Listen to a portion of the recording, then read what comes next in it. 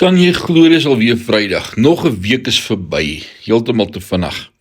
'n Daaglikse oordenking saam met my Rinus van Sandwyk van Sion in Parys, dag 63. En ons praat vanmôre oor verhouding.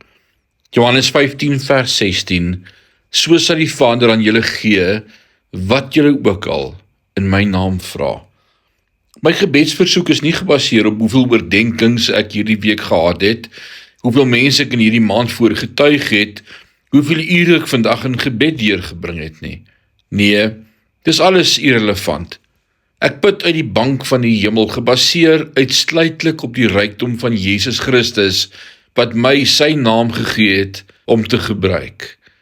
Hoe vry sal jou gebedslewe wees wanneer jy verstaan wat dit beteken om Jesus se naam saam met die Vader te gebruik.